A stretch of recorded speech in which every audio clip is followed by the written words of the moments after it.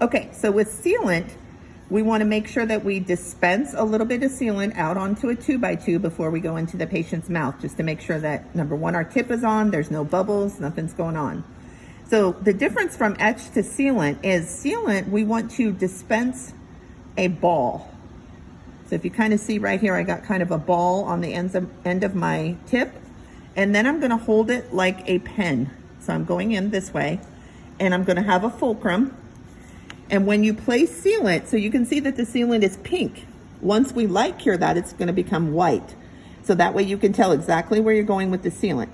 When you drop sealant, you want to drop in the mesial area. So we're going to drop it, and then we're going to drag that sealant where we want it to go. So we're dragging. Now sealant is just a thin layer. Unlike your etch was nice thick layer. Sealant is just a very thin layer. So now we don't want to go over this ridge. That's not where sealant goes. We want to go in the deepest groove. So we would come back out. We would dispense a little more, a ball. Grab it like a pen, fulcrum, and then we're going to drop. Drop here, and we'll do a little on this cusp here. This comes over. And as you're first starting, you can do the mesial first and then cure it and then do the distal. You want to make sure that you move pretty quickly. So after we place the sealant, then we're going to take, just when you're first learning, we're going to take a micro brush and just make sure that we don't have it too thick. We want just that nice thin layer. There you go. And then we would cure it. So let's do a premolar also. We'll do a premolar over here. So again, you're going to dispense a ball. Grab it like a pen. Drop it in the mesial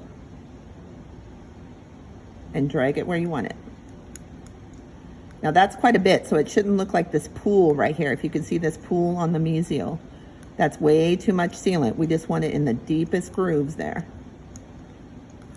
So then I'm going to take my micro brush, just take a little bit out of there.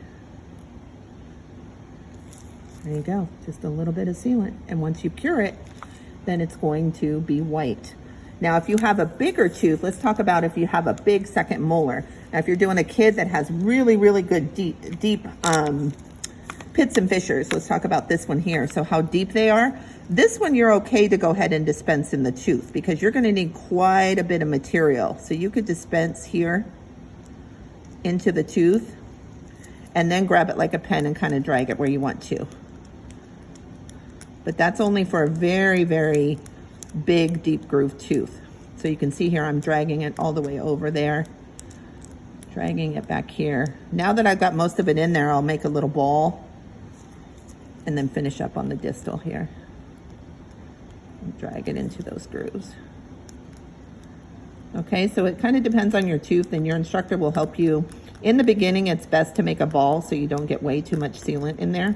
But you can see how it's kind of deep, kind of thick right here. It's kind of like a lake.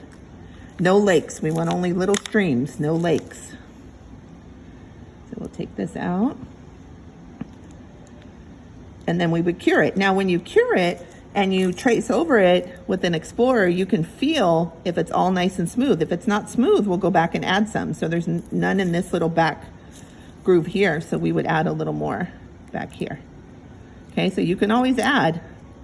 But once you cure it and it's hard, we have to do another procedure to take some of it out of it if it's too high. So we're going to dab right there. There we go. So the difference between etch and sealant, lots of etch, less sealant.